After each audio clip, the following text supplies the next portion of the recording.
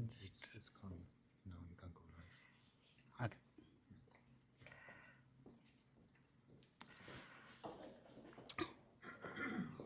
So thank you everyone for coming. Is it my voice? Thank you everyone for coming today. Let me give you a brief background why we are hosting this event.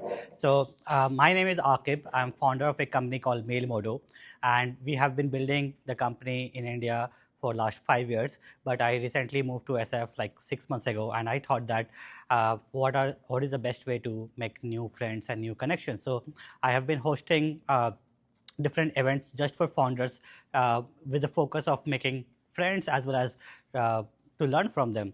Because when I started my journey, I got to learn a lot from other founders, their journey and how they grew the company. And whenever I meet somebody who has just started now, they often ask me like, how did I get my first 10 customers, first 100 customer or first 1000 customers? And that has been the most common question that most of the founders ask, and many of you might have the same question as well. So this is the second part of the founder-led GTM session. The first session was huge success. We had very good speakers. We talked about AI, SEO, and I forgot the other session though. But today we have 4 founders talking about their journey, and they will each capture one different channel. So we'll start with Maddie, who is founder of OGTools, and she's going to talk about LinkedIn and Reddit growth. That is going to be very interesting because as a founder with a very small team, you can use LinkedIn and Reddit to grow faster. The second session would be with Manik. He would be discussing about enterprise sales and partnership and how he grew his company from zero to millions of dollars ARR doing enterprise sales. The third session would be with Blendy, who would be talking about how to use AI to create videos and go viral on TikTok and other channels. And the fourth session would be with Chalam. He would be talking about how you can do AI SEO and you can rank your website for SEO on LLMs. So each session would be just 15 minutes each, so it's very short. And I'm very thankful for my co-host Aditi, who is founder of GTM Unbound. Aditi, do you want to say something about GTM Unbound? Thank you. I'm sensing some, is it less energy in the room? Yeah. Are we hungry? Do we need drinks? Or are we ready for the session? Let's go. All Yeah. right, Maddie's ready. I'll quickly introduce myself. I'm Aditi. I'm building a company called GTM Unbound. And I help cross-border startups scale in the US, building an expertise in US GTM with 2 channels which work parallelly to your conventional GTM funnel.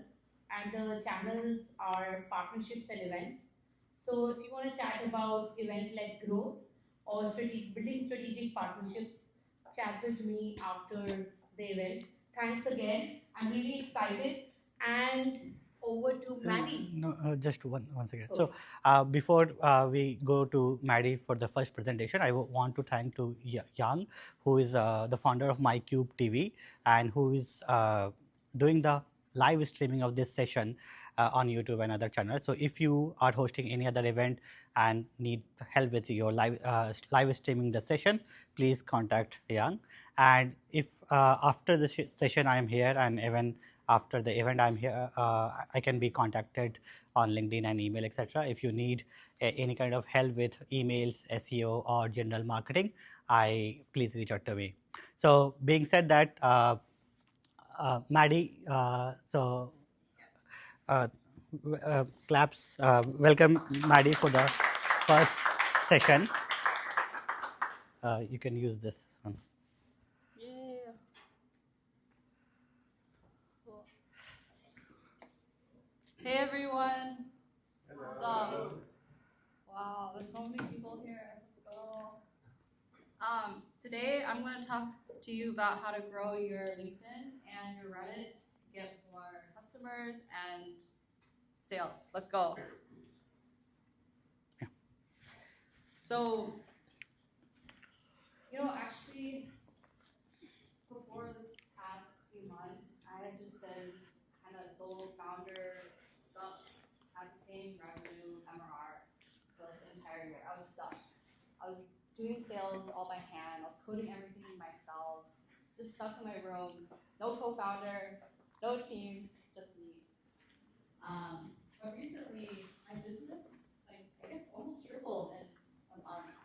And the biggest change was my LinkedIn went viral, and one of my biggest customers made 280K in a year by making Reddit comments. So today, I'm going to show you real strategies, real stories on how to exactly grow your LinkedIn and Reddit. So before I was a LinkedIn noob, I would just post about how amazing my product was to the world. Hey, like, use my tool, use it. But, oh my God, crickets, no one cared. And you know why? Like, only 1% could relate, my friends, my customers. Everyone else was like, what the heck? So I was just kind of stuck, 20K impressions per month, basically. And then I applied to YC, and when I got rejected, I was so upset I had to post about it. This had nothing to do with my product, my features, anything. I just really needed to let it out after experiencing such a huge L. So the post I made blew up overnight. There were so many comments, so many likes, so many posts, and my inbox just fucking filled to the brim. And the weirdest part was people were spotting me on the streets of SF and saying hey, will you guys know that thing that LinkedIn post? It was really, really crazy. And I kept thinking whoa, why did this blow up? And what I realized is, wow, this was just, a story about a girl who built it all herself. She had a lot of traction and real case studies, and still she failed. She got rejected. And so this story is something I guess people can relate to. And I realize it's not the sales pitches that makes, post viral. It's connecting with others. So yeah, people aren't looking on LinkedIn to go buy shit. I'm not looking on LinkedIn to go buy some new tool. So actually what I realized is selling your product on LinkedIn doesn't provide that much value to the average user. Only 1% can relate. So then what do? So the framework that I use now is the authentic CEO. So now I just tell stories that people can relate to. I use emotional triggers, real events in my life to inspire others. Stuff that people can relate to. So here's another example of one that kind of went viral. Recently, one of my biggest customers or competitors signed up to use my product. That was the emotional trigger. I was like, what the? Are you going to should I ban them? And this was my whole emotional journey, my story, and then so the framework that I use is start with emotional trigger, share your actual story, be emotionally vulnerable, all those crazy big thoughts, everything, and then at the end tell people what you've learned or realized. So that's been my journey. So going from salesy noob to authentic CEO. Let's go. So for Reddit, the biggest problem that I've experienced, and most people I talk to experience, is it's not, oh, where do I find the relevant posts? That's not the problem. You can Google up, best SaaS tool for marketing or something, and you make comments. That's not the hard part. The hard part is after you start making 1, 2, 3, 4, 5 comments, boom, you get banned. You're not telling people, use my tool. Or, I recommend this tool. I love it. Get banned. And what's the reason? The reason is that these moderators can see your comment history, and they just think you're not providing value. Again, these comments provide 1% of value to the world. Really, only 1% can relate. So what actually stick your comments full of value and just like have your comments stay up? How do you not get banned? So the better approach is to relate to them, be transparent that you actually work on this company, and also give them advice on related to your product. So let me go through the examples live. So here's a comment, here's a question. How do you get your ADHD diagnosed? This is a founder who is transparent, or who relates to them first. Hey, I got diagnosed when I was 28. She's transparent. One thing that helped me was using the ADHD coach, and I'm an organizer there. And last thing is, she shares advice unrelated to her product. So when a moderator or user sees this, oh my God, there's 10 points of value. There's being seen, that's valuable. There's like all these other advices, that's valuable. And then also transparency and seeing another service providers, also kind of valuable to know. So that will transform your Reddit comments and make sure they stay up. Or not make sure, but really increase the likelihood. And the other thing we've seen increase the likelihood of your comments staying up a year later is being yourself. So we've had customers make profiles like these, that they are their authentic self. And compared to profiles like these, this one gets way more DMs. Would I rather DM Jeff Bezos on Reddit or this like So yeah, adding pictures and a bio will help you gain more trust from your audience. And so yeah, as a result, Chris literally, she texted me the night before the YC interview, and she said, look, I made 282K in LCB, like using school, basically. We also found that because these comments have stayed up over a year, it's crazy. Like they started to get fed into ChatGPT. Most of the, like if you look up, best PhD coach on Google, a lot of her comments started to appear. And what we found over time was that over time, her company overtook her competitors on Reddit. So now when anyone's looking up on Google PhD coach on Reddit or ChatGPT, she's like there. So that was one of the most unexpected results. So yeah, I think that everyone here has the power to write their own success story. And the way that I think about it is being your big self, just being authentic. You tell stories that people can relate to.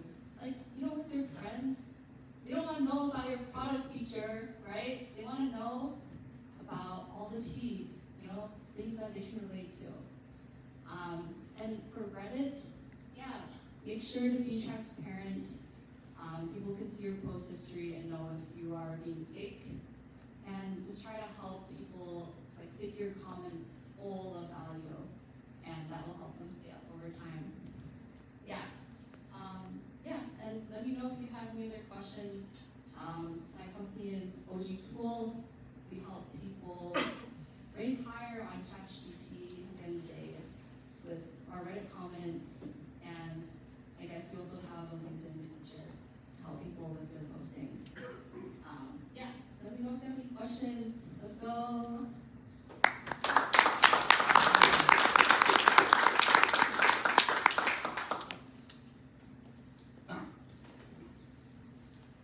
We can take a few questions. Yeah. Thanks for the presentation, Maddie. I have a question. Do you have like a I don't know, internal system where you, I don't know, write all your ideas and then try to organize them and post them regularly, or it's just, oh, this came up, I'm gonna write it? Yeah, so I used to do that strategy where you sit down and write like 10 post ideas, like when you're in the airplane, and then come home and then schedule all of them. But weirdly enough, none of them performed really well. I found that I like to make a post when something real happens in my life, like true real thing. I don't like in news, right? People schedule reviews. Reviews happen when it happens. So, and same with Reddit posts, just happens. So yeah, I don't do scheduling. So do cool things you need to do cool things to write in LinkedIn. So basically you need to do cool things to write in. Yeah, exactly. But I will say I do have an Apple Notes called LinkedIn Posts, and so if something interesting happens throughout the day, I will keep adding to it, so I add to the queue there. Yeah, nice. That's a good way. Thank you. Yeah. Oh, yeah. So this is basically would be like founder-led, right? Like approach, you just think about something and you just post, right? What if you want to, at the stage when you want to scale this and potentially ask your partner or employee to do this? So that's a lot harder to be emotional and vulnerable when for those people. So your recommendation is it only basically works if you do it yourself in this more emotional way. It's possible to outsource it to a stakeholder. I used to ghostwrite for some LinkedIn accounts actually. So what we would do is we would do a meeting, and we would take the whole I would ask them a lot of questions what's going on, or they would send me post ideas, and then I would write posts on their behalf and move through. So it's still possible, but the process might look a little bit different. Yeah. Thanks for the presentation. So I have two questions. So I do realize that it helps to have a following on LinkedIn or on any social media, but I wonder how does it translate to sales directly? And that's the first question. And the second, how much time do you spend posting basically? How do you handle it among all the other things that you have to handle during the day? Yeah, so in terms of ROI on LinkedIn posting, for example, for me, this was the huge thing. Before, I go to sleep and wake up and there's new sales coming in every day, and LinkedIn did that, and also LinkedIn counted. So now each post that I make, virtually you can get 2K impressions. Now the average one is probably 20K or more impressions per post. Because I used to only get 20 impressions per month, now I get 20 impressions per post. So that's what compounding the followership does. Yeah. But yeah, it was in terms of sales, I would say 95% of this growth was from LinkedIn. But your product is actually LinkedIn, right? My product helps me with refining my LinkedIn posts, and then I also use this for Reddit. Can I get a round of applause here? There will be more questions. Maddie will spend some more time after the three other founders who will present their GTM playbooks with us. Thank you, Maddie. It was fantastic. I have so many questions brewing in my head right now. I can't wait to talk to you after. Thank you. For the ones who missed, we had a fantastic session one that was about how to post on LinkedIn. I have so many ideas. Ideas data too. All right. So next is the founder of Phonify, Manik. I've seen the journey up close because he's the better half. When I was designing the session with we thought we'd have Manik come and share his story because they grew in 2.5 months 10x with evolving from selling to SMBs to enterprise motion. So there's quite a playbook there for USGTM. Over to Manik.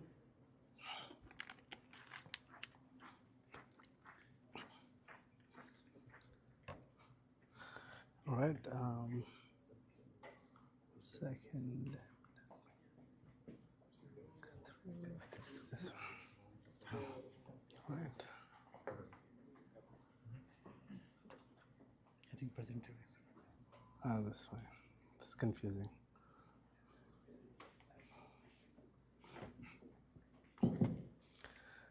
All right. Hey everyone. Good evening.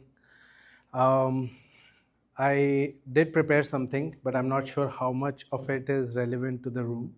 So would love to read the room a bit so I can cut the stuff that is not very relevant, and we can probably keep some time for questions. Just to get a sense, how many people are already selling a product in the market, or you're very early on building? All right, so more than half of the room, okay. Have you gone through your early customers, or you've started to scale up like first 10, 20 customers, or getting to like 50, 100 customers? Anybody under 20 customers? Okay, everybody else is like 20 to 100 customers trying to scale that up. Okay, last thing, is everybody, do you have sales team? Anybody who has a sales team or one or two sales folks? Okay, everybody else is like founder selling? Okay, got it. Okay, so that's what I'm going to talk mostly about. Our company, so I'll give a quick intro about Omnify, what we do, just to give a color about our deal sizes and how we're doing the sales. But essentially, important part is the company structure. We're a team of about 30 people, 0 salespeople. Okay, 1 half salesperson, and we don't spend on marketing yet, so everything is organic. So a lot of stuff that we're showing will be a little different because we're also an 8-year-old early stage startup. That's how I look at it. So I would let me just jump into what we do. So Omnify is like an AI-powered service commerce platform. We work in the children's recreation space. So think of music school, art school, kids, coaching, etc. So we work with these businesses to give them their whole technology platform. So how they sell online, they manage their operations. So all the commerce, their operations, their CRM, marketing, payments, etc. So when we get in, they literally run on us, right? So like I said, it's a long journey, but we've seen a lot of different colors. So we've seen product market fit, getting into product market fit and getting out of product market fit.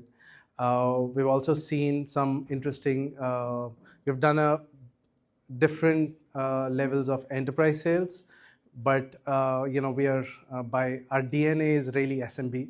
So that's how we started the company, and still a lot of how we build the product, everything is SMB. But so essentially we launched our product in 2017. We went through, I don't know how many people have heard about AppSumo. So we did a lifetime deal on AppSumo, and we had like 3,000 plus businesses sign up in like 2 weeks, right? And we spent a year to work through the bugs and all of the requests that we got through. But it was very SMB, $20, $50 accounts, all of that. Then 2019, we closed our first enterprise, which was Decathlon. We launched 2019. We worked with them for about a year, scaling up 10, 11 stores, and the goal was launch, scale across a country, 80, 90 stores, and then go across multiple countries, right? So it could have been a very large deal, but pandemic hit and they shut down their whole project. During that time, we were also working to close a deal with Dick's Sporting Goods. And when the pandemic hit, we pivoted to go back to SMB. And we chose to not work with Dick's that time because we're like, okay, either we can do this large enterprise that we don't know how to deploy or remotely, or we work with these SMBs that we found a partnership channel that helps us not just survive, but grow 5x during COVID. I'll talk about that a little later, but from there to 23 was a drag where like, okay, so we pivoted to a solution during COVID, which worked really well then, wasn't working through next few years. So we went back and rebuilt the product ground up last year. So 23 end, I closed one large deal. And we took that and we were like, okay, we'll rebuild the whole platform, take all our learnings from last 7 years and restart our go-to-market, right? And that's what I'm going to talk about more today. Yeah, so like I said, we started with SMBs, fairly like not just children's activities and recreation. We were doing all of recreation, so it was very widespread of all kinds of businesses. So, our product was very wide, but not deep enough. So every customer, we were sort of doing check boxes, but as you can see, like we are the core platform they run their business on. So when they'll come on, they'll use it. Looks like product will work, but wasn't working really well. It was just sort of working. The second thing we had was we've tried all different pricing models over the years, but essentially we were selling under $2,000 a year kind of pricing per location, and it is super hard to scale to a large company doing that at SMB because you have high churn, you spend a lot of time and energy generally, but not enough to make them successful. So we could not put that upfront on change management. So like, okay, you take care of it, take care of your integrations, all of that. So it was like just low ACV, not a lot of expansion. The last part was while we were we had all these tools that they could use to run their business, but we were seeing challenges and stickiness because it wasn't deep enough. So yeah, so for us, the key takeaway was we always juggle with this challenge of, do we go really deep into pick up a vertical and really nail down all their workflows and go really deep, or we solve all of their problems? Like, because when customers came to us, they're like, I have these 5 problems and we are the core platforms. Like, what do we solve? What do we integrate? All of that. So they were really looking for all-in-one solution, and we were trying to be that. So we were not wide enough, not deep enough. And so we juggled with it for years. And one thing we realized is it's not a choice. If our customers are running on us, they have to have a solid solution that really works well. So we have to go deep in the workflows, but we cannot say that, hey, you can do half of the thing here and rest of it you figure out, because then all the workflows are broken or customer experience is broken. So it wasn't a choice. So we're like, we have to do both. So we have to figure out. But one thing we chose more actively is we'll pick up one kind of business and really do both for them, rather than going after these 20 different ICPs around. So we picked up kids activities. That was the closest to what we felt we already serve well. And we're like, okay, we closed a large deal around that. So we're like, okay, we take this large customer and make them our design partner and really nail down every workflow for them. And the deal was large enough for us to do unscalable things to really hit that. But some of the learnings that we had from our 7 years was, number one, work with growing businesses, right? So if businesses are not going themselves, that means they will, every year you have to get so many new customers to grow, right? So that was one thing. When we looked at all the large companies, Shopify of the world, and they didn't grow by selling to just millions of businesses. They grew by selling to businesses that grew with them. So a lot of Shopify's customers who joined when they just started the company are public companies now, right? And they grew together. So it's like, okay, that is where you grow and build a very large company when your customers also grow. The other part, which was very critical for us, was payments. Since we get into the heart of the commerce, we had a Stripe Connect, and they were using Stripe. We would charge a transaction fee on top. That's it. But we really had the opportunity to own the payments piece, and thankfully the world has been moving towards us. So Stripe launched, embedded payments and all this. So we launched our own payment service with partnership with Stripe. So now we can capture a lot more on payments revenue, right? Which is for the same customer. So it helps us go deep and wide with the same customers. So essentially what happened is, if you see the ACV for what we had, like under $2,000 a year, now is about $20,000 for the same customer, right? And now when we do multi-location, it goes to largest customer is 2.5 million, right? So we could see that shift happening where it's like, okay, now even a small business looks like a mid-market customer to us. So any small mom and pop shop comes, we can actually give them, the attention and support that they, help them with change management, and really, $20,000 is good enough to put some human support to that, which made all the difference.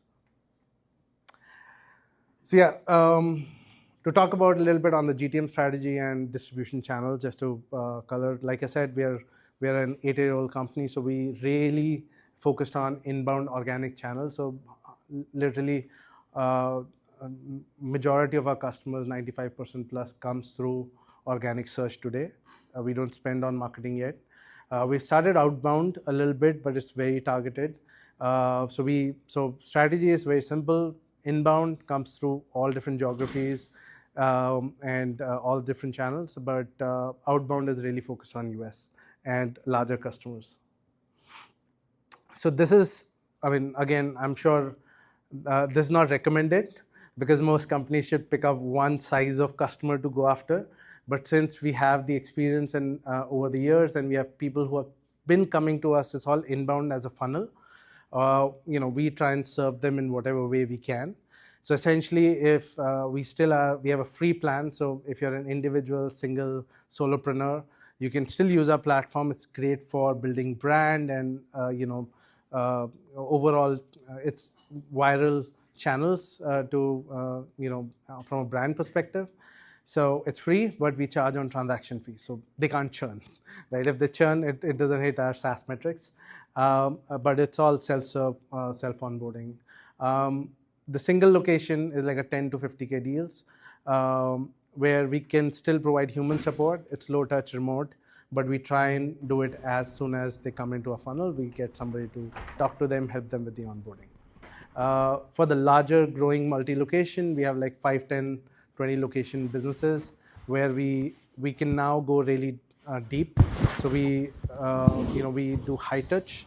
So we get consultative with them, work with their business, understand their workflows, really go as a consultant and bring our platform with that to solve their business problems. And the very large ones, we actually get into a very deep engagement partnership mode where we work with all stakeholders. We would travel, whatever it takes, we would do that, right? And all of these are coming through inbound, but we are putting outbound effort on the growing businesses.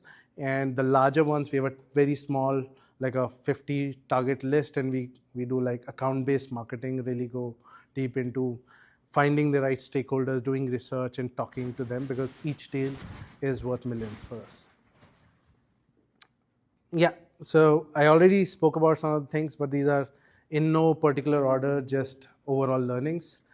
So, Founder-led-GTM is a superpower. And I realize as I speak to customers, none of your sales guys can do what you can do as founders. And generally customers like speaking to founders, so you can also get them to talk to you, where sales guys struggle to get time. You have a lot of stuff where you can, when you say something, they trust you, right? And you can make it happen. And the other thing I'm able to do when I'm selling to customers is I'm able to sort of short circuit customers to engineering really fast. So I know what customers need, and I know what our engineering is doing or product needs. So, there's no dilution as such. So that loop closes really fast. So yeah, I would say stretch as much as you can, because whatever you're doing, your sales guys will sell and move on, and they're leaving a lot on the table. What you're doing is you're going, understanding the customer. Everything, every minute you spend with the customer goes into your marketing, your product, your engineering, and adds to dollars. And your investors. When you talk to your investors, you have all the nuances to share how you understand your market well. The other is, I already spoke about it, is, are we doing good on time? Yeah. Okay. Think multi-location, or think like how do you expand if a single account, users. So build that into your strategy. If you don't have an expansion clear strategy, you will struggle with single price. That's one of our big learnings. This is debatable for a lot of companies. Say, do one thing and do one thing really well. I think the world is shifting really fast. Now you can build products super fast with AI. And generally, companies will go multi-product when they're like $100 million plus revenue. They'll start adding these product lines. But I think now is the time when you get the customer, you have the opportunity to sell a product. It's easier to build the product than sell a product, right? So if you can capture a big part of their spend on technology, capture it when you're entering. So go multi-product soon as possible. Again, like I said, this is a very debatable topic, but I truly believe that helps you make every customer meaningful from a value standpoint. The ACVs expand really fast. You can upsell customers.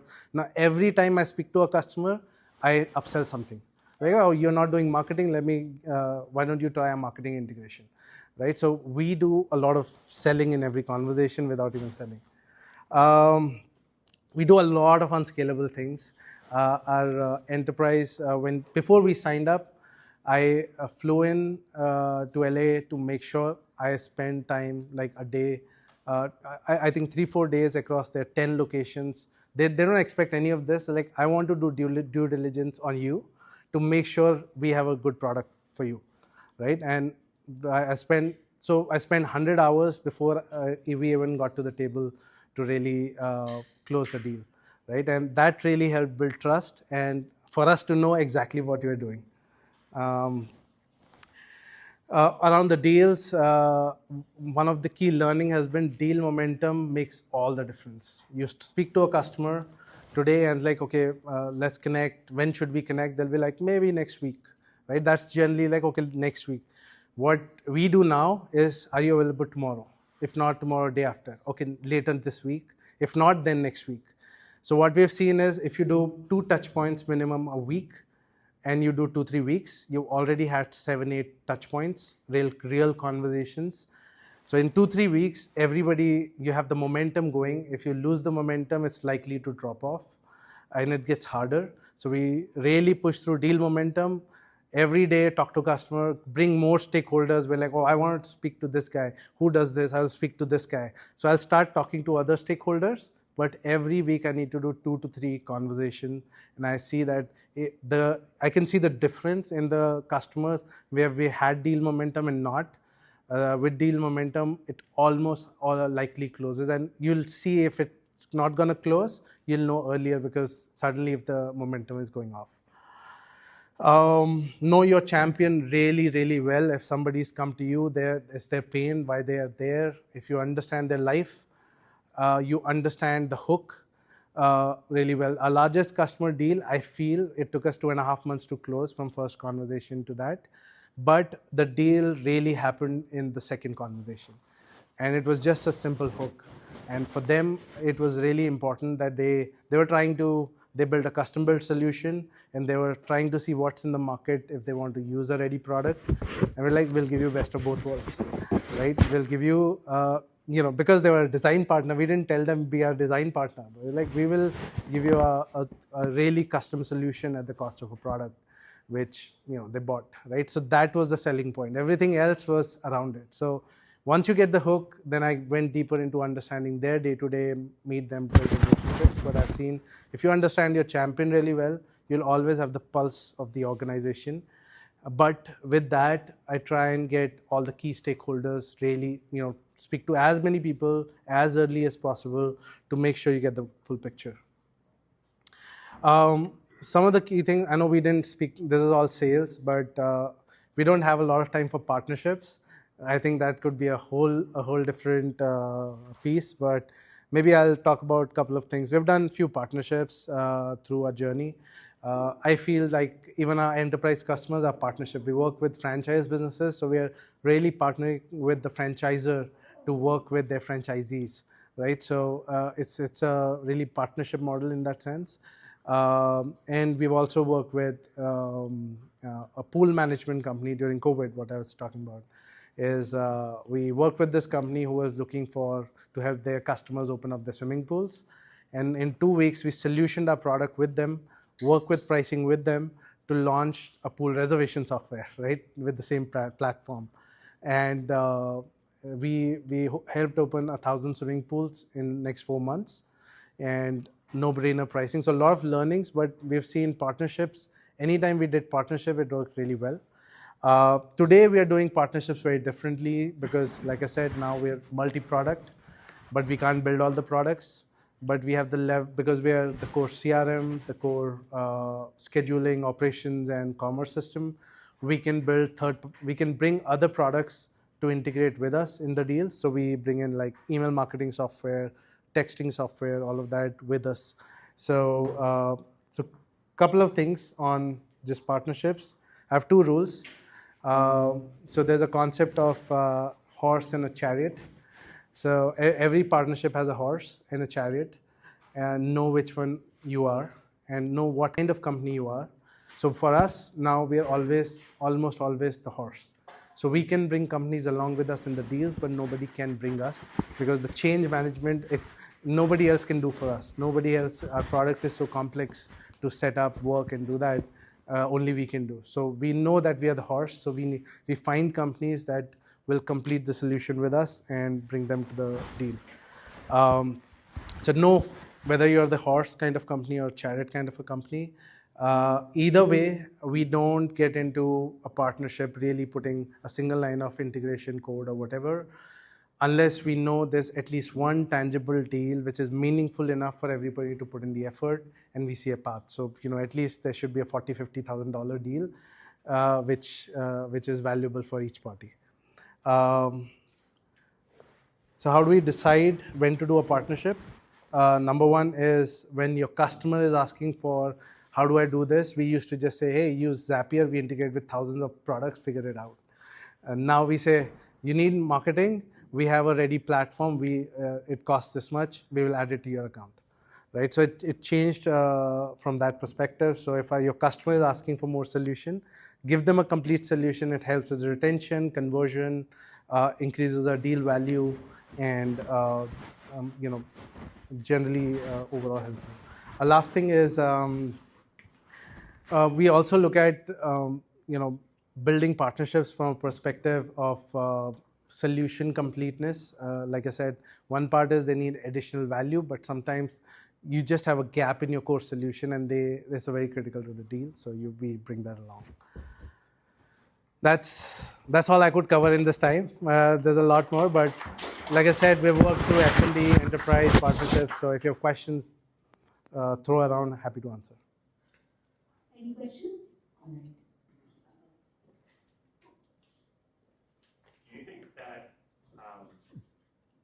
change management will get cheaper with AI? Is there any opportunity for that to happen, or not really? Well, I wish. See, the hard part about change management is people, not the other part. What you can do is you can make it efficient. A lot of stuff that takes time. Change management is about information dissemination. It's about helping people understand, learn. So you can now with AI, you can create custom SOPs, solutions quickly. Information-wise, you can actually get there really fast. Otherwise, it would have taken a lot more time.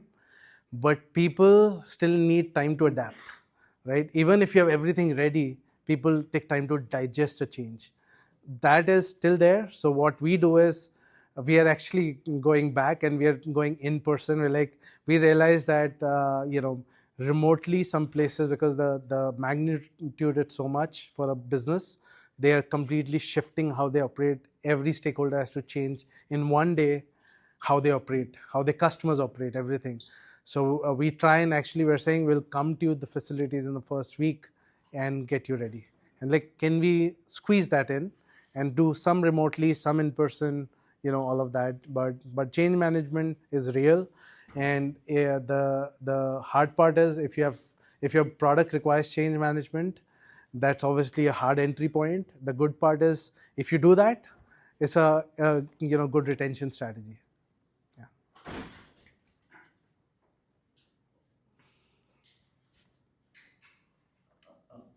Thank you for sharing your lesson learned.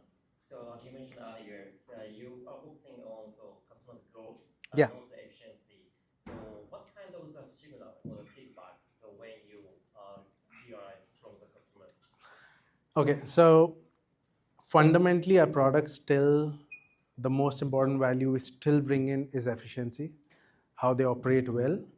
But I think the key thing is because in our case, our customers grow their locations. If they're efficient, they can grow more location and grow faster.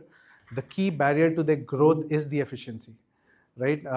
And we are bringing more stuff with AI on the marketing side, but really just in efficiency help them grow, right? So still that is just change the narrative from that perspective.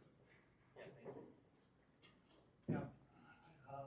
Before next question, I would request everybody to please have a seat.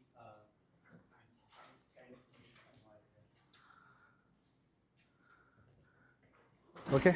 Do we have more questions? Yeah. Okay. That's it. Yeah. We can take. Okay, we'll take one last question. Matt. Oh, okay. You mentioned do a lot of unskillable work as a founder. What do you decide? This is me. I'm gonna take this on, and then what do you decide what to outsource to others? Anything that hasn't been done before, I'm the first one to do it. As simple as that. No one can do. I mean, this is my. You're so early in the company that every new thing that has to be done, it should be done by a founder, because you take that to figure something out, and it's very hard to get somebody in your team to go through that learning, and you generally have more vantage points which they will not have. So I feel like if once I've gone through it I do it myself, but I bring somebody along with me. So if you have to repeat it, they have the content. I'm always the horse.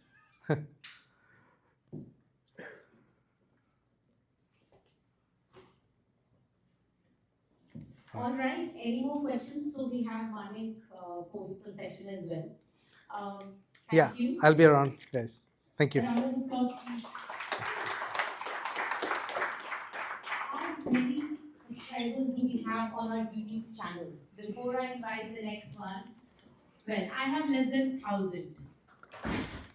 Anyone who has like maybe 500,000 subscribers? Come on, in the room. Is there anyone? 500,000 subscribers? Yes. On what social channel? On YouTube? I do actually, yes. And who are you? My name is Blendy, otherwise known as Blendy on YouTube. Well, let's give a round of applause to him. So that's the session about. And we also already welcomed him. All right. Hopefully, I'm really excited about this. While he's setting up, can I please have with your pizza and drinks, can I please request all of you to sit? We will record you while you have the pizza, but we'll still request you to sit, please.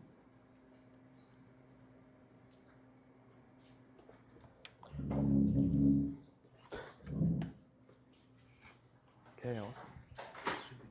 Hello. Testing. Hello. Hello, hello.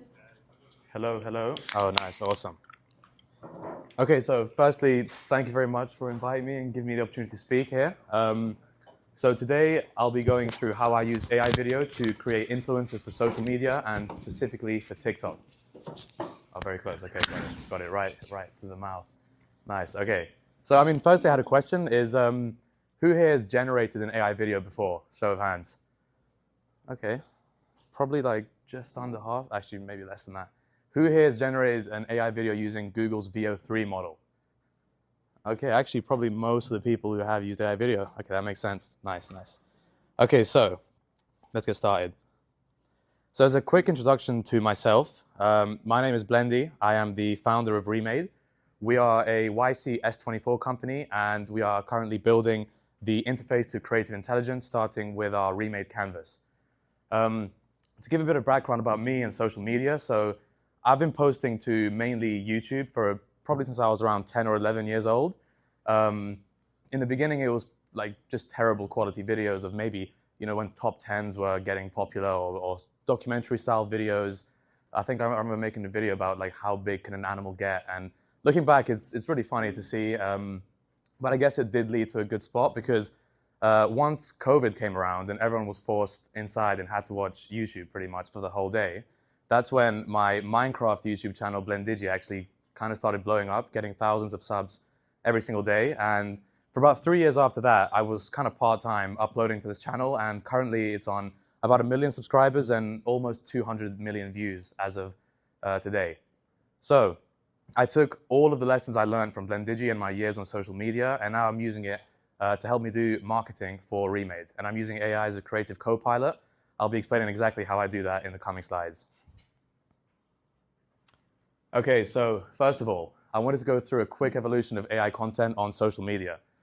So from 2022 to early 2024, I like to call this the novelty era of AI because the output was pretty terrible, but because it was quite new, people were sort of engaged. So think like deepfakes, memes, weird and messed up AI faces, where people were using early tools like OpenAI's original DALL-E model. And actually in March 2023, the famous Will Smith eating spaghetti video came out. And since then, it's almost like a litmus test for AI video. So I can tell you that we can now do much better than this. From about early 2024, that's when I call it the experimental era. So lots of new AI tools were coming out. And voiceover content, for example, actually really started going semi-viral, I would say. People started using tools like 11 Labs for AI narration and Runway for AI video. So I mean, one example that went pretty viral on YouTube was people were cloning Trump and Biden's voices, and then they were making them play Minecraft together. So I don't know if you've seen that, but that was pretty funny. Again, more gimmicky, more novelty, so nothing crazy so far. But recently, this has changed. So I think there was a paradigm shift about 1 month ago when I'm pretty sure everyone here saw Google's I.O., and that's where they revealed their new AI video model, VO3. So this was in May 20, so just over a month ago. Now, the thing that separates VO3 from other AI video models is that it generates not just the video, but it generates the audio along with it. You go from prompt, click generate, and now you have a 8-second video, which includes audio. And still, no one's actually done the same thing. As soon as they released VO3, people went crazy with the generations, and this is when AI influencers started to go viral. So the one on the right you can see here, this is actually the first one I saw. I'm sure a lot of you have seen him. This is Bigfoot Vlogs. So since Bigfoot Vlogs started posting about 1 month ago, he's reached 1.2 million followers and 7.6 million likes on his TikTok page. So you could say that Bigfoot definitely led the way for these other creators. And one interesting thing for me is that in the other eras, what I would see is that people were sort of engaged by these videos, but they still didn't really like them. There was still a lot of complaint about AI slop or whatever it may be. But with these sort of videos, for example, this comment, he's saying, "I don't care, this is AI, this is real to me," with 150,000 upvotes. So there was something very different, probably like the vlog style, people could relate to it a lot more. It seemed almost like another actual real influencer rather than an AI video. And I can show you an example of, if you haven't seen, let's see if the audio works. I heard a big bang and now there's smoke over there. I'm gonna check it out. Hey guys, so yeah, there's this crashed spaceship on fire behind me, but it's probably nothing to worry about. Yeah, so that's pretty much how these look. And so, I mean, I thought to myself, okay, this is super cool. I don't need to actually animate any of this now. I can just tell the prompt box what I want to see, click generate, and within about 2 minutes, I'll have my own video like this. So that's when I decided to create my first AI influencer. Or at the time, I didn't know if he was going to become big. But meet Rasta Mouse. So Rasta Mouse is an anthropomorphic Jamaican mouse who always seems to find himself in trouble. I started posting on the Rasta Mouse account exactly 3 weeks ago. Since then, Rasta Mouse now has over 53,000 followers on his TikTok page and over 13 million views, almost 2 million likes across the profile. I can actually show you an example of Rasta Mouse. This is actually the video that did the best. It got about 4.2 million views, and about 20,000 of my followers came from just this video. Hold on. Bombaclat! The whole jungle on fire, me just try boil water! We go and sleep in the river tonight, star! Yeah, so I mean, pretty much just an anthropomorphic Jamaican mouse, and people were loving it. So then I thought, okay, I mean, I've been in social media for a long time. I've never seen growth quite like this, at least from content that I make. So over 50,000 followers in 3 weeks, I thought was crazy. So I thought, let me just try and do it again, see if it was a fluke or not. So now, oops. So the newest collection of Remade's AI influencers is Bulldog Geezer. So Bulldog Geezer, his first post was about 10 days ago, and since then he's at about 9.2K followers and over 3.2 million views. And who he is pretty much another anthropomorphic human-animal hybrid type of thing, British Bulldog plus British Geezer, essentially. And you can see an example from his profile. This one got about 200,000 views. How is it my fault the boiler's broken? I'm not British Gas, Sandra! You said you'd sort it! I'm freezing! Yeah, so you can see he does have some anger issues. But I mean, the thing is, I was just super intrigued. Like, there is just something that's very engaging about these videos to people. Okay, so why did I actually create these characters? So like I said, to start with, it was more of just an experiment. So I saw these AI influencer accounts blowing up all over social media. And I thought to myself, like, let me just have a go at it. But when I saw the growth, I thought to myself, like, this is actually pretty crazy. I can actually use this as a definite method of distribution. So if you go on Rastamouse's profile, you can see that in his bio, I include that here's the website I use to actually make these videos.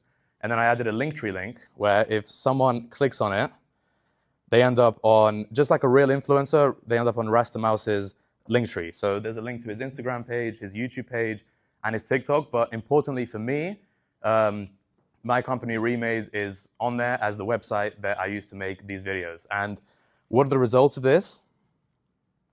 So between Bulldog Geezer and Rastamouse, we've had over 2,500 clicks to Remade's landing page. And just this week, those clicks have directly converted into over $2,000 in MRR. Okay, so now in terms of ROI, how long does it take me and how much does it cost to actually make these videos? So it usually takes me about 1 hour per post, just because I do quite a lot of iteration. It's not always like I'm going to get the prompt and whatever's in my head is going to be perfectly recreated by Veo. So it does take, I would say, at least like 3 or 4, potentially 5 to 10 iterations for me to get the one I like the most. And then, okay, I think about 26 posts I've done in the last 3 weeks, so about 26 hours. It accounts to just over 1 hour a day that I spent doing this. Now, Veo 3 is a decently expensive model. It's about $6 per 8-second video. On Remade's Ultimate plan, it's about $1.20 because we're just burning VC money right now. So the total cost for me was about $500. So in terms of ROI, I think it worked very well for us. Okay, so now I'll go through briefly the process. So how did I actually come up with these characters and how did I execute them? Okay, so the first step is character concepting. And I'd invite any of you to think about what are the things that you find funny. I mean, TikTok is pretty much like a humor-driven social media. So what do you find funny? What do you find engaging? What do you like, really? And this could be, the inspiration can come from anywhere. So it could be like a conversation you had last week or a movie you watched or whatever. In my case, Rastamouse was actually an old British TV show I used to watch as a kid. And you can see Rastamouse right here. He's with Scratchy and Zuma, and they used to go and solve mysteries together. So I just thought, for some reason, I just had the thought. Like, I hadn't even thought about this TV show in probably 10 years. And it just came to my mind, and I thought, okay, like, there's a sign. I'm going to just go for it. What I'd recommend is if you are trying to make your own AI influencers or your own characters or whatever it might be, go on TikTok, search up VO3 in the search box, and then just go through all the different AI influencers that are there, because I'm sure you'll get a spark of inspiration from that.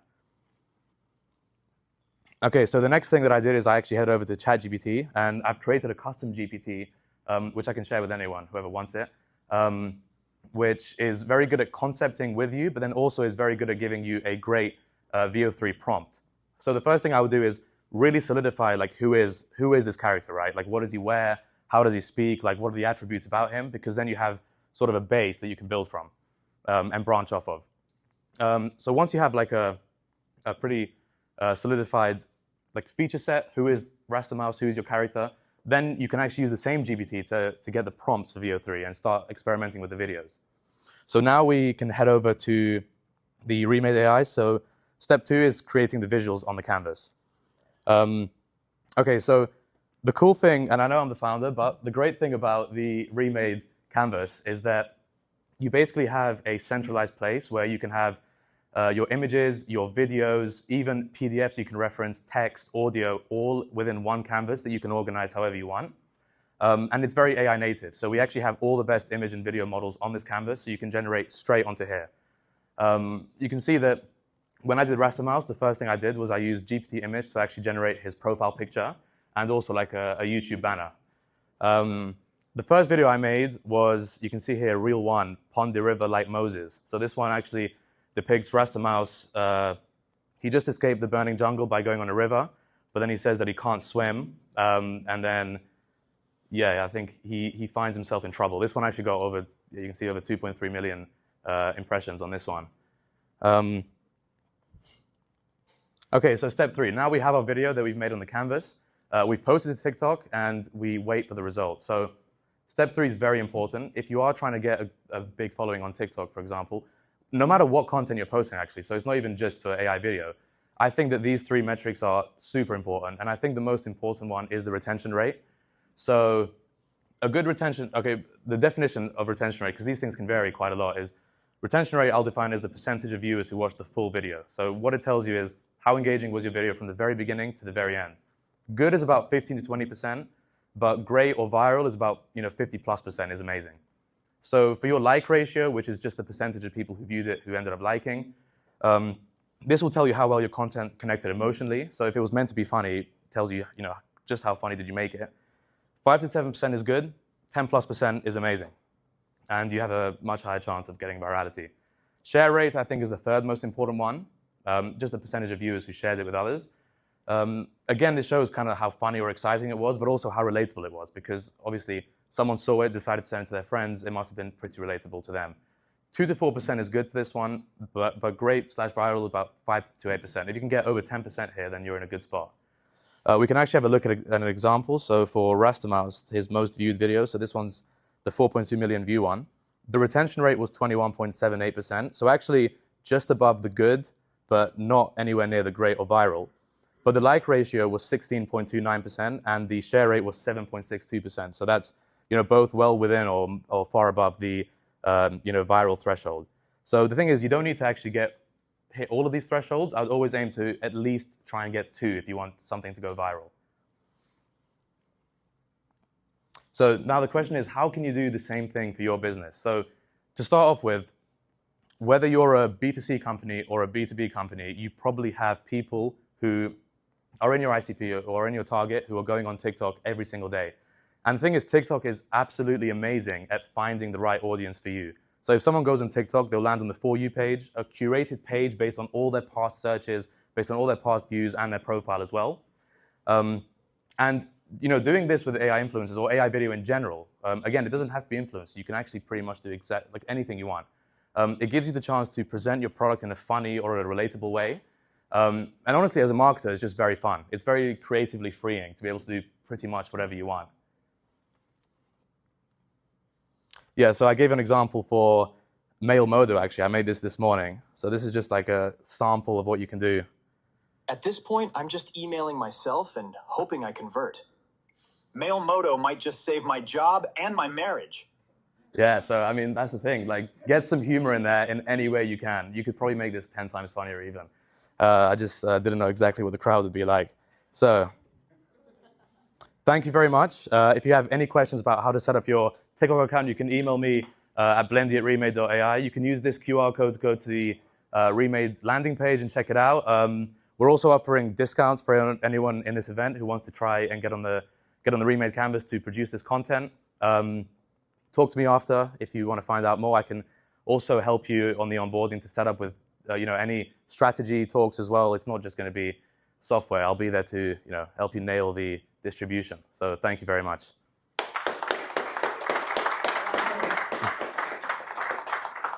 Question? Any questions? Yes. Me? Yes. Okay. Sorry.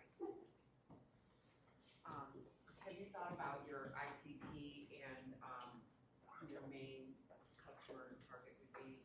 Like B2C or is it more B2B? I mean, for us, the ICP is basically people who make content with AI video, right? So this is a pretty broad range of things. So you can see the canvas, for example. It's not exactly defined with a super specific ICP in mind. It's just anyone who uses these tools and anyone who's a creative and who wants basically all their assets in one place and they can also generate. That's who we're targeting. So one of the reasons why the Linktree link works so well is because for our case, people see these videos. A lot of people get very curious as to how did you make these? And then, okay, I can now see this link. Here's how I made these videos. and then they click, and a lot of them actually ended up converting. So for us, it's worked very well. Thank you. No worries. Question. Sure. So the question is, so something like this is kind of novel right now. Mm-hmm. Just curious how you expect it to kind of mature and saturate. Because at some point, everybody's going to have it. Oh, 100%. Yeah, no, 100%. Basically this is asking the question of like, what is this going to look like in the future, right? I mean, so we saw that brief history. It went from kind of like brain rot and like terrible quality to now we actually have things that people really engage with.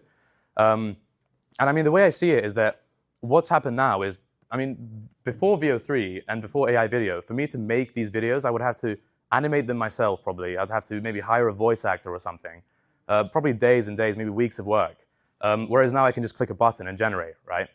So I think what's going to end up happening is there's going to be so much more access to creation for people, and also creation of very complex visuals as well.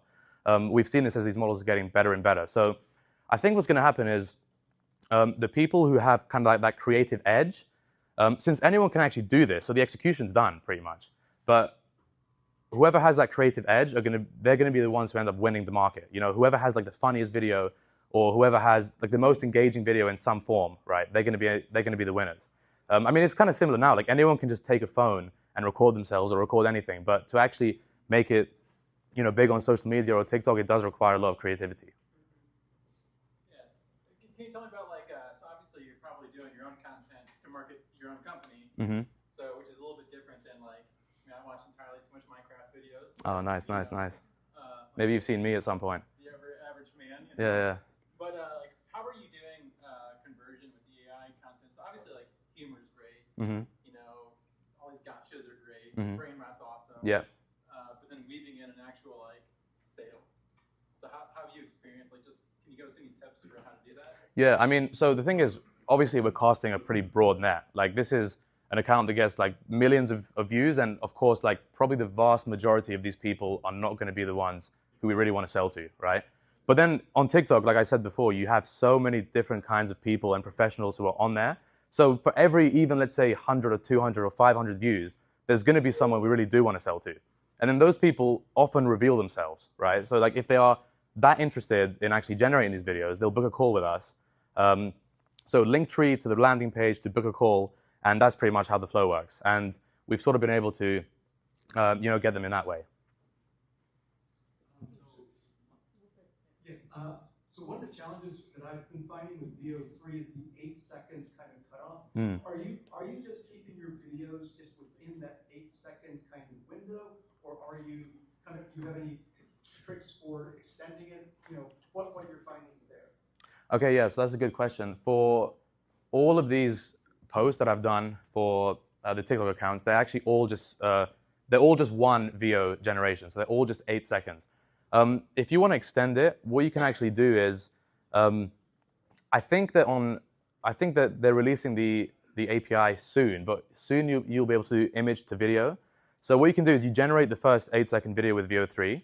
You can then extract the last frame, and then you can do image to video to extend the scene in any way you want. I think something that's very important is that because this, each like atomic scene is only 8 seconds long, so you need to make sure that whatever action or whatever speech you have in the prompt, it should make sense for that to take 8 seconds, right? So you should always think about that. My question is more about the subjective side of things. You mentioned the creative edge. Mm-hmm. All of this, there's a sense of novelty to it. It's Mm-hmm. all super cool. Mm-hmm. But how do you differentiate from a content making perspective something like what you made that actually went viral to something that's AI slow? Yeah, I mean, that's a good question. I think there's a pretty fine line, to be honest. I think had my prompt been a little bit different, it probably would have been considered more AI slop as well, right? I think that basically the thing with these models is that you can get the first generation, and then you can kind of get 90 or 95% of the way there. But then it's like, you watch it enough, and you think, like, is this like truly actually funny? Like, do I actually expect this to do well? If the answer is like a strong yes, then you've probably got a pretty good video in your hands. But if there's some doubt in your mind, right, where it's like, oh, I don't know if people are going to really engage with this too much, then you probably have a video that won't do too well. So I think like as you do this and as you post, you build an instinct. And this is also from YouTube. This is also what I experienced. Like I kind of actually knew how the videos would do before I even posted them. So there's a sort of like model you build as you've posted a lot of stuff and you've seen like, okay, I remember how this post was. I know this video. I know the metrics. You kind of build that model in your own head. I think people use AI so much nowadays that, I don't know, people forget that like your brain is an amazing model builder itself, right? So use it as much as you can. Yeah. Okay, well, great video it depends on your goal, right? If it's meant to be funny, then is it actually funny? Like, is it funny? Is it shareable? And is it like relatable in some way, for example? If it's not funny and it's meant to be funny, then it's just you haven't really achieved anything, right? Hey, thanks for the talk. My question is with obviously people love like organic content, they follow stories about people over longer terms, that sort of thing. I'm curious about just your general intuition on the amount of AI content that we're generating is going to go up a lot. They're going to flood the platforms naturally. I'm wondering how you look at the balance between real creator using AI to mix with their content versus AI content, which should be a lot more extreme in storytelling and may not connect over the long term. Like how do you look at that generally for like next 5 years? Yeah, I mean, next 5 years is a very good question, especially in a space that's moving so quickly. I mean, like I said before, like we can see a case where these AI videos can pretty much do anything, and then it kind of becomes a question of like, well, what's the best way to actually go from what's in your head to the actual video output, right? And you're also right that the social medias are going to get flooded with this content. So like I said, it's probably going to be, the top 1%, just like with normal creation, right? It's going to be the top 1% of the most creative people. And maybe in 5 years, maybe the most creative person will be an AI itself. So honestly, 5 years in this sort of time span is like, it's very, very hard to say. Obviously with AI, it's moving super quickly. But yeah, I'd say it's going to be similar to normal content. I think normal content will always have a place.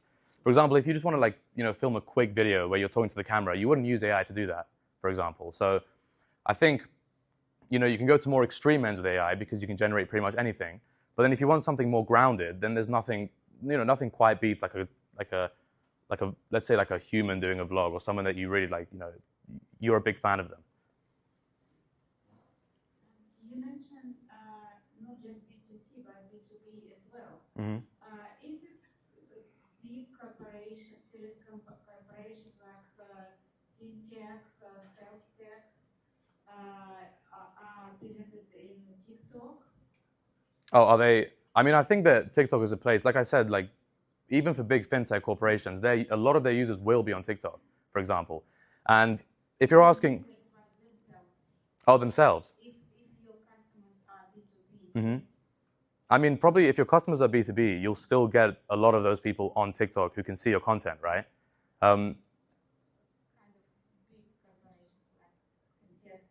Yeah, I mean, well, you can have like higher ups of the big corporations who see your content, of course, right? Yeah, no, everyone. Yeah, I mean, everyone uses it. I mean, TikTok is probably one of the, I think it's like over 1.5 billion downloads, probably 2 billion downloads at this point. And if you're talking more about like the type of content with AI videos, then I mean, it's pretty much like a mascot. Sorry, what was that? Like in TikTok, something funny. TikTok is something. Yes. Do we really need them? I mean, do we really need anything in this life, right? Like, yeah. No, I'm not sure exactly what your question is. My question is, do we need to create these short, funny videos if our customers are B2B, like medtech, fintech, kind of like that? I would say because your customers might, like the people in these companies might be on TikTok themselves, I would definitely give it a try. Did you try? No, I haven't actually done that yet. No, not quite. That's why I also gave that last example of like how I would do it for Mailmodo, for example, with this one. So I mean, definitely give it a go. I would say definitely give it. There's nothing bad about trying, right? As we're talking about our co-host Mailmodo build, we're going to give opportunity to 2 founders to introduce them after the 4th session. Just a quick 30-second introduction. Founders request, please raise hands, only the ones who could be relevant to this audience, so that it's fruitful for both. So I would raise my hand because I could possibly help. I do a lot of events. I could possibly invite a couple of you to and I could add value. Just giving an example. Before the 4th session, this is the last one I'm going to take, and This gentleman has been waiting for very long. Thank you. This is brilliant. This is both brilliant and evocative. Thank you for sharing. No worries. I love how compressed your timeline of history is. Just curious a little bit about your specific workflow now that you're into it. Once you have your sort of storyboard set up and your general character ideas and whatnot, how long is it taking you to create one of these videos typically, and how often do you think you should be posting? Yeah, okay, that's a good question. So, I mean, it can basically take anywhere from like the first generation, rarely, to up to 10, I've even gone like 20, 30 iterations before because there's something not quite right, which is, I mean, it's pretty expensive, but then if you really want to get that final 1%, that's kind of what you have to do, at least currently. So I would say on average, it takes me about 1 hour per post. So it's about 1 hour of like, I'm trying to ideate the idea, or like the concepts, like where, for example, where do I want Rastamouse to be right now? What do I want him to say? What do I want him to do? So I would say, yeah, from like ideation to like posting on TikTok, an average of about an hour, but it, you know, there's a big variance there for sure. In terms of posting frequency, TikTok, it's generally, you know, 1 to 3 a day, actually, 1 to 3 a day. It's more than most other places, but that's also that, you know, assuming the quality is still the same. So you shouldn't post more if the quality is getting degraded, for sure. That's great. And you do all of this on your platform? Yeah, I do all the actual asset creation I do on the platform. I've actually got a, if you look up Remade Academy on YouTube, there's actually a 22-minute deep dive on this exact topic where I go into more detail about basically this. Yeah, just about 22 minutes of me just talking. My intern will be starting on this tomorrow. Oh, awesome, awesome. Sounds good. Sounds good. Nice.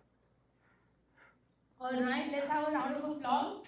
That was a very cool Thank you very much. Thank you. Thank you. No worries. So how many Thanks very of much. us would like our businesses to be discovered on, let's say, ChatGPT? I want any more raise of show of hands? I have seen hands, the energy is dipping over. I'm ready for the beer after this session. This is the fourth one, and the last one I promise. All right, so after this session, we're going to have those two founders introduce themselves, and Abhi is going to hand out 2 cool swag. So the swags are there for everyone, and I think the visors are already gone, most of them, but there are lip balms, so the winter can make your lips dry, so use them. There's also a new experiment that I wanted to do, which is have you a lot of time when we go to events and try to network, we don't have enough topics to talk to. So I just have, there are few A4 size papers on which there's a method to network better in this room. So once this session is over, maybe you can grab some of them. Yeah. Quickly introduce Chalam, co-founder of Siftly. They help B2B companies get discovered inside LLMs like ChatGPT and Gemini. Do I pronounce your name correctly? That's right, Chalam. Perfect. All right, over to you. Okay, just a sec. Hello, everyone. So in this session, we're going to see if the results that we get from Google and AI are similar or not. And hopefully by the end of the session, I'm going to convince you that nailing SEO doesn't guarantee that you'll get visibility in LLMs.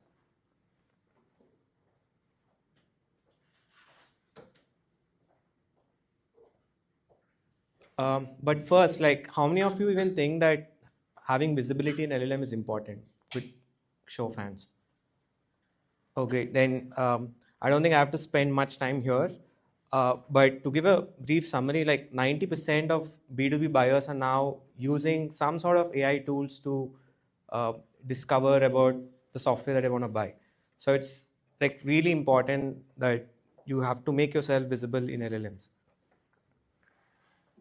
So now that we are convinced that everyone is on the same page that LLM visibility is actually important, the next common question that I see people asking is, but isn't that different? Is it too different from SEO? Like, for example, if I nail my SEO, wouldn't that automatically take care of my LLM visibility? Well, that's what we will try to find out here. So basically, I'll try to convince this through data.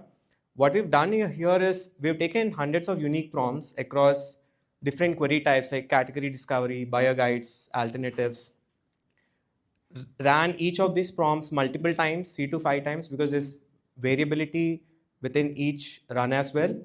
And we run it across different platforms like Claude, ChatGPT, etc.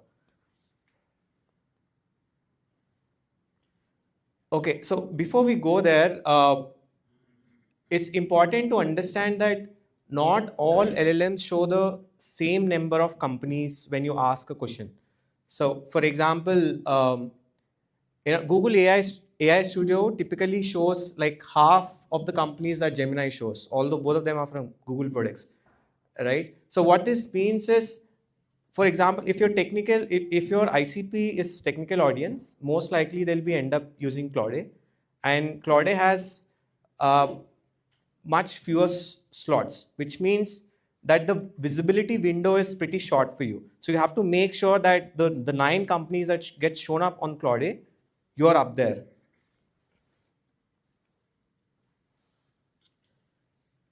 Now, we've done the same thing, but then we sort of analyze it across query types. What we see here is category discovery queries generally have much fewer companies getting shown up. Meaning in the top of the funnel queries, which most of your customers would be using and prompting to discover your product, you have to make sure that you sort of show up in those very few number of companies that show up. And also, unlike in search result page, it is still okay if you're ranking, let's say 12th or 15th, because you would have some traffic coming there. But in LLMs, if you're not approximately in top 10, you just don't exist. Like even if you're like 15th best suggestions, like beyond 10, you don't exist.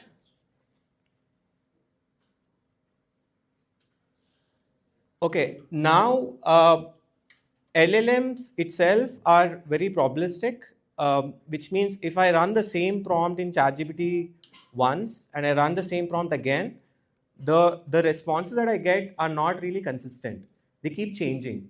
So we are here, so that's what we are analyzing here. So we defined a metric called Jacquard, like not getting too much technicality into this, but the higher the numbers, it means that the same companies get shown up across multiple runs. The lower the number, the consistency is not great. So what we see here is, as expected, like Google is pretty consistent. Meaning if you ask the same question, Google multiple times, it's very likely that the same companies keep showing up. But that's not the case with LLMs. Like Claude, ChatGPT, it's like 60%-ish, right? Which means like every time someone asks the same prompt, new set of companies keep showing up. It also means just that you're visible in one of the prompt run doesn't mean you'll be visible on the next one. Now the same thing is like done across the query type. Here what we see is, so the way to read this is, if the cells are closer to the green, it means that it's less stable. The ones that are closer to blue means that the consistent runs are showing similar companies. So top of the funnel is pretty much shaky, right? The category discovery is like the top of the funnel. And as you can see here, the numbers are pretty low. What it means is, for the category discovery query, if I run the same query multiple times, even within ChatGPT, the responses that I get, then the kind of companies it shows up actually varies a lot. The next thing is, okay, imagine, let's say if I get shown up in multiple runs, but is my ranking consistent? Meaning, let's say in the first run, if I'm shown in rank 1, will I keep getting shown in rank 1 in subsequent runs? Like, unfortunately, that's not the case. Again, with Google search, it's the numbers are high, meaning if I'm ranking top in Google, subsequent runs will also put me in the top run.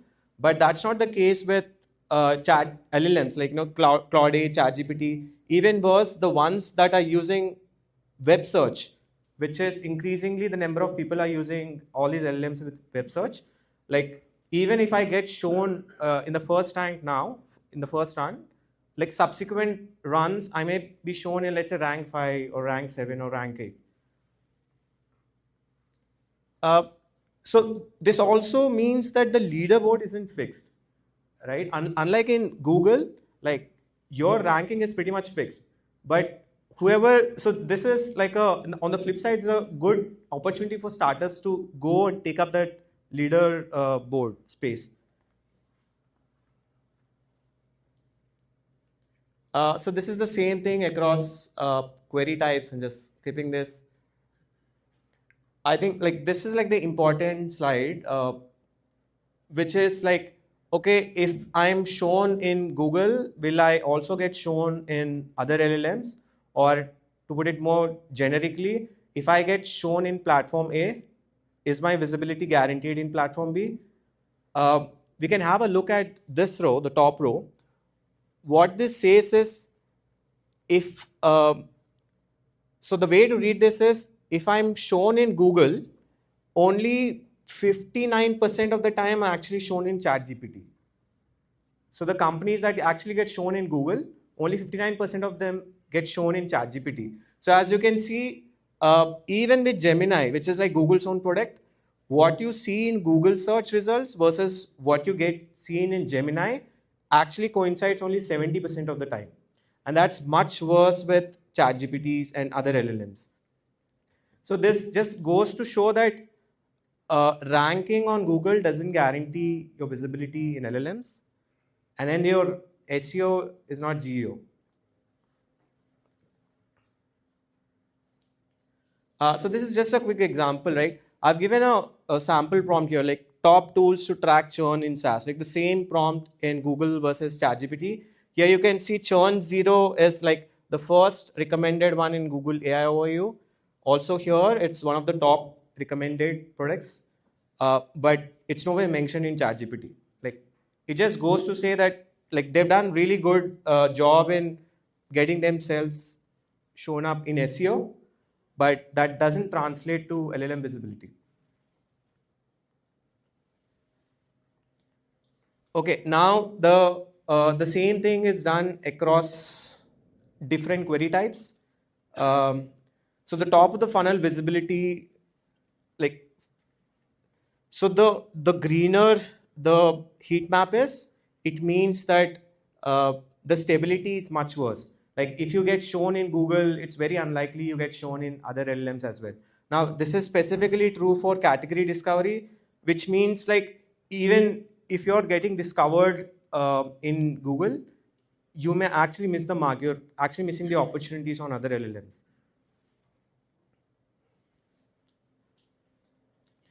Now this is about the ranks again, like this Kendall tau, again the number is similar. The higher the value, the more consistent is the order. So meaning, let's say if I do get shown up in both Google and ChatGPT, is my ranking similar if I get shown up higher up on Google? Am I also getting shown higher up on ChatGPT?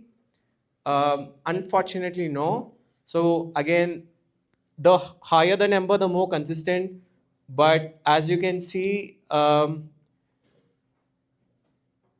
even Gemini, the ranking that you see in Gemini versus the ranking you see from Google search results, they aren't matching up.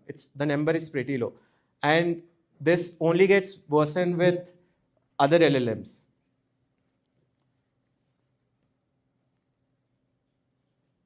Now this is the same thing across different query types. I think the pattern is pretty much similar, except for alternatives, there's some sort of consistency. Meaning if you're showing up in, let's say, alternatives for HubSpot, right? If you're showing up in Google, it's likely that you also get shown up in ChatGPT, but for the other type of queries, it's rarely the case. So this is just a bonus slide saying like how many, like Google AI overviews doesn't get actually triggered for all of the queries, but for the kind of queries that we have analyzed, we've seen that for category discovery and alternatives, for majority of the prompts, they actually get triggered. And if it's getting triggered for a type of query once, subsequent runs would also trigger it. It is consistent in that way. So what this means is like Google AI overview is now becoming the front page. Like even if you're showing up high on Google search result page, if you're not getting shown in Google AI overview, you're losing traffic there because people are just reading Google overview, and all of you also know about this zero-click trend that's going up in Google. So to summarize, LLM visibility matter because your buyers are actually discovering your products in LLMs. SEO is not equal to GEO. Ranking on Google doesn't guarantee you'll get ranked in other LLMs like ChatGPT. But on the flip side, startups can win because LLMs are pretty volatile. The leaderboard isn't locked. Whoever moves fast is going to win the space. Questions? Yeah, just last slide. And for those of you who are convinced that LLM visibility is important and need some help, we can help you with that. For others who aren't, happy to take questions.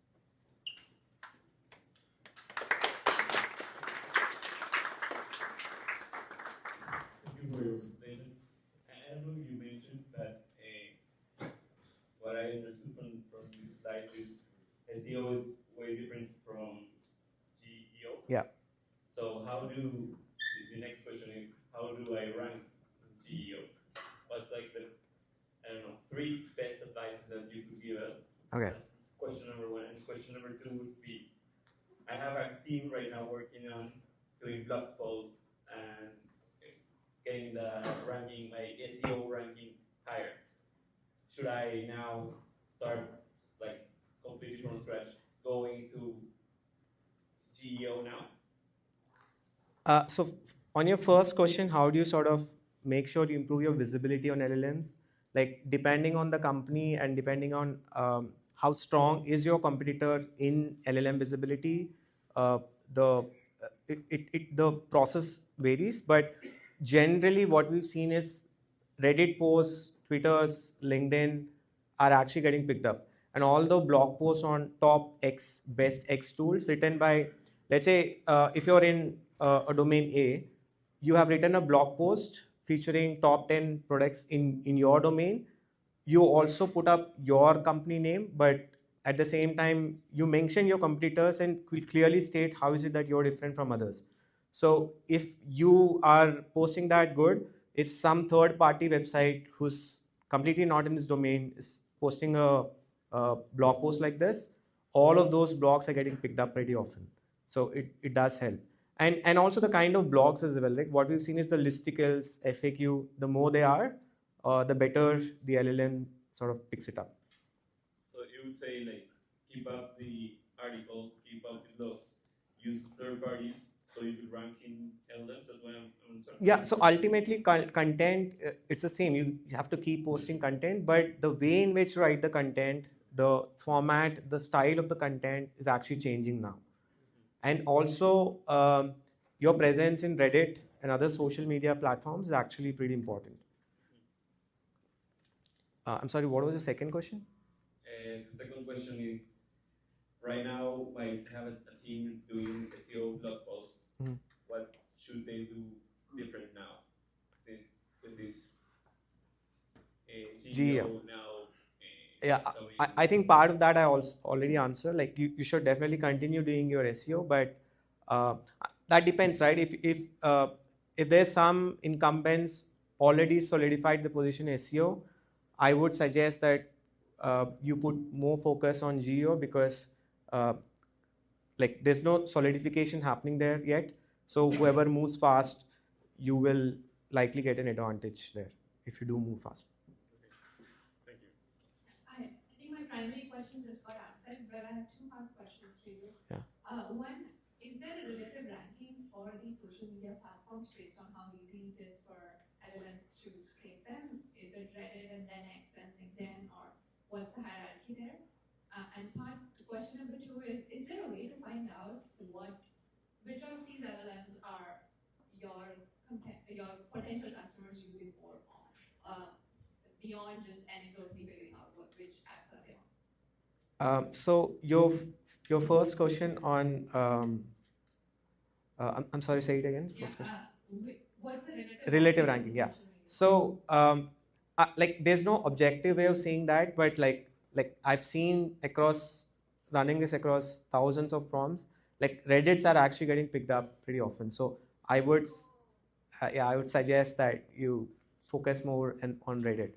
And on the second part of how do we objectively figure out, I again, like this is your ICP, right? I mean, like if you're a developer focused company, more likely they must be using Cursor, like under the hood, they must be using Claude. So if it's not visible in Claude, you would also not be visible there. Versus if it's like non-technical users, I mean, ChatGPT has the majority market share, so I think just focus there.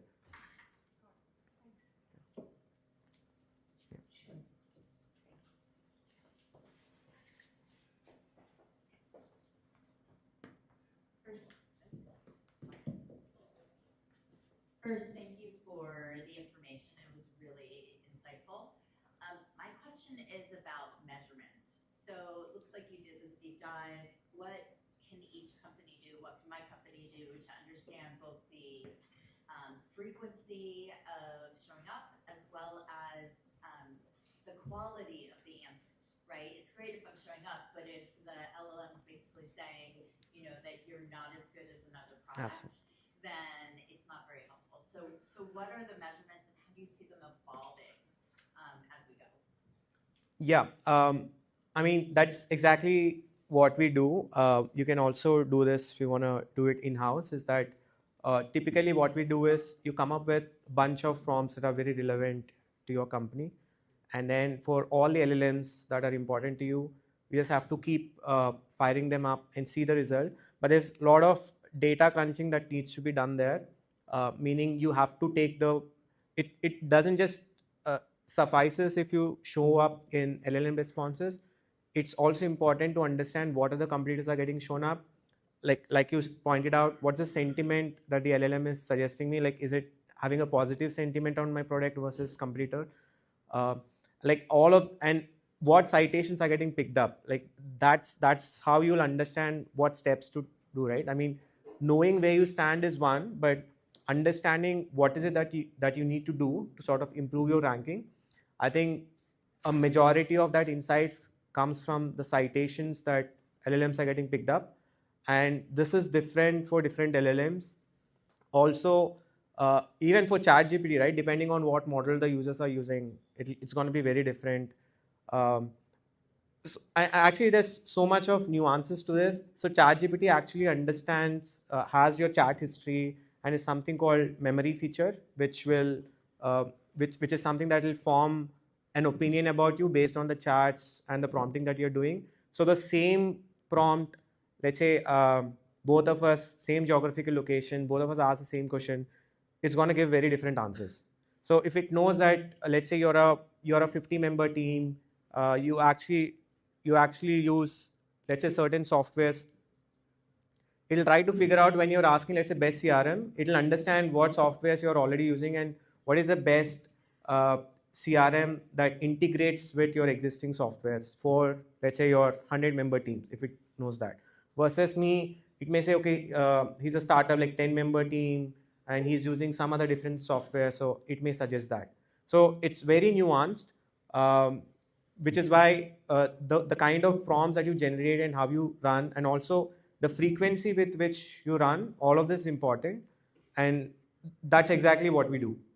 This is the last one, and then we'll do it offline. Yeah. Okay, thank you for the very helpful presentation. My question is about the specific use case for startups. Say you're like a very early stage startup, you're looking for design partners, and you want to sell to big enterprises. Think like enterprises with like 30 A's, like big teams. So how would like GEO help in that case, if at all, given that it's a pretty saturated space and you have like competitors that already exist and they have like thousands of enterprise customers already? Is it helpful at all? Yeah, in fact, it's actually much more helpful to startups than the incumbents, because like I've shown in Google, the rankings are pretty much solidified. So it's very difficult for a startup to come and disrupt the incumbent. Versus in ChatGPT, the rankings are not solidified, right? The suggestions that ChatGPT and other LLMs are giving is actually varying pretty much. And the kind of content it reads to figure out which companies to show up is very different than SEO tactics. Let's say incumbents have been working on SEO for a long time now, they've nailed it, but you just entered. I think all the more reason why you should focus on LLMs, because there is where you want to get a good advantage in LLMs. All right, the last one. I have a really small one and a shameless plug. So first, what do you think about Ahrefs and SEMrush in this new GEO? And also, I'd love to have you on. I have a new YouTube channel called Get Listed. I'm talking all about GEO on there, so I'd love to talk to you more. Get Listed on YouTube. Check it out. I'm going to interview you. But what do you think about SEMrush and Ahrefs? So I think SEMrush and Ahrefs, they're primarily built for SEO space. They also are getting into GEO space. I think it yet to be seen how they're going to evolve. But I think the tools are still relevant, right? It's not like people are not using Google at all.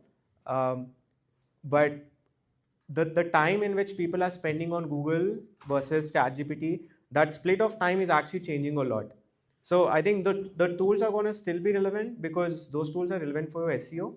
So, but for GEO, it yet to be seen how things will play out. We should talk. Of course. Can I have a huge round of applause? I'd also like to invite all the 4 fantastic speakers back on the stage, please. Requesting all Maddie. Maddie. I think one is out, so you gotta go far.